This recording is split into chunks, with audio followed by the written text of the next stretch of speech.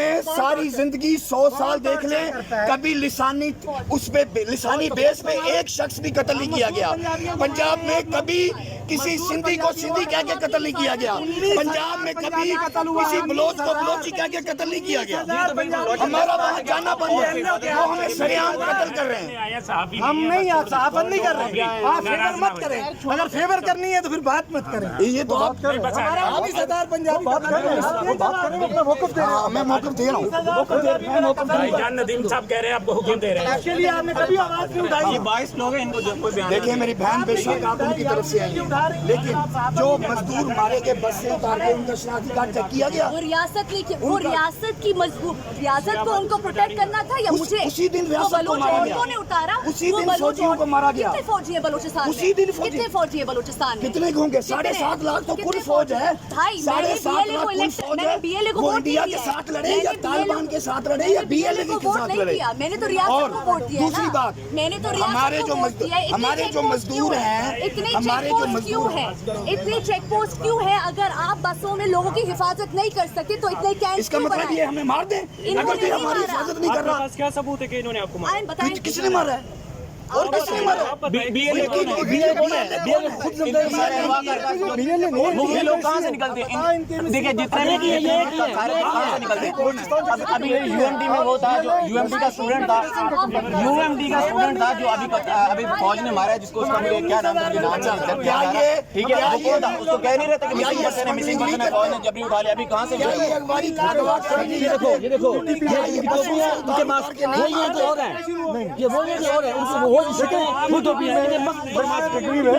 बहुत से पढ़े लिखे नौजवान भी निकलते हैं, सब कुछ निकलता है। नहीं क्या उनके सब बैठे हुए देखिए ना, तो इसी तरह देखिए बीएल जब फौज ने उसको मारा है, उसको जो कमांडर था उसको मारने से पहले उसके जो माँ बाप थे वो क्या कह रहे थे, उसके दोस्त क्या कह रहे थे कि फौज ने उठा लिया, फौज ने अगवा कर लिया। निकला कहाँ से? बीएल के बलूचिस्तान के पहाड़ों से। आप 22 के साथ ये ऐसे इंटरव्यू करें, ये इस तरह रहने दें, ठीक है? आप मर्जी नहीं मर्जी का सवाल है, आपको कौन नहीं जानता, ठीक है? आप 22 के साथ जवाब देने का मौका ना दे रहे हो, फिर आप 22 के साथ सवाल करें। आपको जवाब देने का मौका नहीं आप 22 के आप साफ सही तरह करेंगे, आप 22 के साथ सवाल करें। मैं नस्ल यूनिवर्सिटी का स्टूडेंट हूँ, यहाँ पे पेड़ नहीं हूँ, ठीक है? आप लोगों को यहाँ पे पेड़ जाके खड़ा कर दिया गया। फिर आप कैसे बोल सकते कि वो आपके कातिल है? वो लिखो खुद ही। और कौन कातिल है हमारे? आप बता दें, आप बता दें कौन कातिल है? आप बताएं। अगर मैं आपको नोटिफिकेशन भेजूं कि वहाँ पे 15 लवाहिकीन सब कमीशन में पेश हुए और सबका माना गया कि आपके लोग ना बस ठीक है, बीएलए 550 दफा कहती है कि हम। अच्छा, और आपके कमीशन ने बोला कि हमारे पास 8000 लोग लापता है, जो आपके कमीशन ने एक्सेप्ट किया। इसका मतलब है हमारे लोगों को मारा जाए? इसका मतलब हमारे मजदूरों को मारा जाए? आप कह रही हैं इसका मतलब है हमारे मजदूरों को मारा जाए? वो तो मजदूरी करने गए हुए थे। आप लोग नहीं करें इंटरव्यू, हमें नहीं चाहिए। अच्छा, बस में 40 बंदे सवार होते हैं और सिर्फ पंजाबी शनाख्त पर पंजाबियों को कत्ल किया जाता है, बाकियों को क्यों नहीं कत्ल किया जाता है? मुझे तो लगता है हम भी कत्ल हो जाएंगे जिस तरह से आप इस तरह तो हम भी मारे जाएंगे। हम रियासत को जिम्मेदार ठहरा रहे हैं इसका। आप बात सुनने के तैयार नहीं है। भाई इनके लोग लापता, रियासत छोटी रियासत उनके लोग वापस लाए या बीएलए? आप सियासत करोगे या सहाफत करेंगे? इनसे पूछ ले पहले, फिर मैं जवाब। रियासत के बलूचिस्तान की बात ये है कि हम आए हैं कि हमारे ये लोग शहीद किए जाते हैं। दुनिया में 2 जगह शनाख्त की बुनियाद पर नस्लकशी हो रही है, एक फलस्तीन और एक पाकिस्तान, जहाँ शनाख्त करके लोगों को कत्ल कर दिया जाता है। ठीक है, इसकी जिम्मेदार रियासत है। ये बिल्कुल यूएमटी में लड़का था, वो कहाँ से निकला? अभी मारे सुन रहे हैं लेक्चर दे मुझे।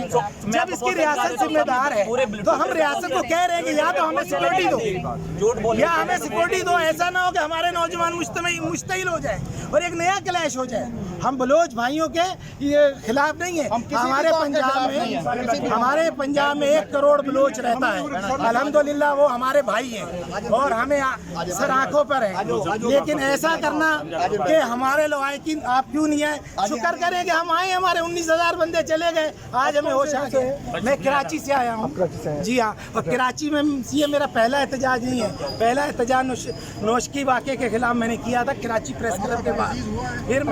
फिर मैंने हैदराबाद किया, फिर मैंने लाहौर में प्रोग्राम किया। आपकी तो फैमिली में से कोई हुआ इसका शिकार? मेरी कौम से हुआ, मैं अपनी कौम का, मैं एक ऑर्गेनाइजेशन चलाता हूँ अपनी तंजीम क्या। आपने यहाँ पर एक बात मेरी बात तो मेरे किस चीज़ का, मैंने कमिश्नर को भी लेटर भेजा, मैंने SSP को भी भेजा, उसका जवाब नहीं आया। अगर जवाब ना आए तो आप बताएं हमें हक नहीं है? मैं बिल्कुल इससे रोक नहीं रहा आपको, मतलब आपके हक पर नहीं चला रहा। एनीवे, आपने सुना यहाँ पर कुछ तंजीमों के जो लोग आए हैं जो कह रहे हैं कि वो पंजाब के लोग। कल इसी अदालती कार्रवाई की तफसील हम आगे बयान करेंगे, मगर ये वाजिया है कि अब जुल्म सिर्फ सड़क पर नहीं, अदालत के अंदर भी जारी है। 19 दिन गुजर चुके हैं और हमने हर लम्हा खुले आसमान तले गुजारे, बारिश में भीगते हुए, कपकपाते हुए और गर्मी में पसीने से तर होते हुए हमने पुरअमन तरीके से अपनी आवाज़ बुलंद की। मगर अफसोस की हुकूमत और रियासती अदारे अब तक मुकम्मल बेइज्जती का मुजाहरा करते रहे। किसी ने हमारे दुख को संजीदगी से नहीं सुना, कोई खातिर ख्वाह इक़दाम नहीं उठाया गया। हम सवाल करते हैं, क्या इस मुल्क के शहरी होने के बावजूद हमारे लिए इंसाफ का दरवाज़ा हमेशा बंद ही रहेगा?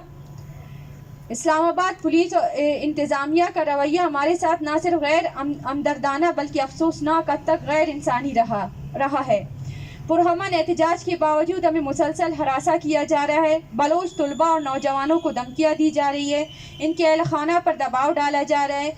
कई बार ताकत के ज़रिए धरना ख़त्म करने की कोशिश की गई। क्या पुरअमन एहतजाज करना जुर्म है? हमने ना किसी सरकारी अमलाक को नुकसान पहुंचाया, ना कोई गैर कानूनी हरकत की, फिर भी हमारे खिलाफ जब्र के तमाम हरबे इस्तेमाल किए जा रहे हैं। हम दुनिया को बावर कराना चाहते हैं कि ये सिर्फ बलोच अवाम की नहीं बल्कि हर उस शहरी की लड़ाई है जो जमहूरी हक के एहतजाज इस्तेमाल करने पर रियासती जब्र का शिकार होता है। मोअज़्ज़िज़ साफ़ी हज़रात, अब हम अदालती कार्रवाई की तफसीलात आपके सामने रखना चाहते हैं।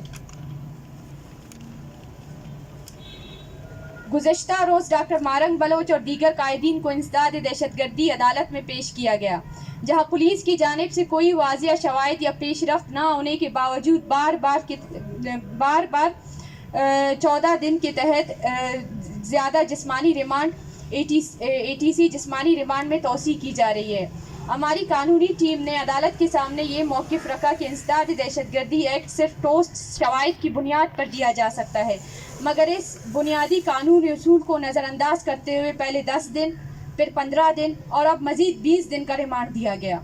बलूचिस्तान की अदालतें जो इंसाफ फराहम करने के बजाय रियासती दबाव और साजिशों के ताबे दिखाई देती हैं, अब आइनी उसूलों को पस पुश डालकर जब्र के निज़ाम में शरीक जुर्म बन चुकी है।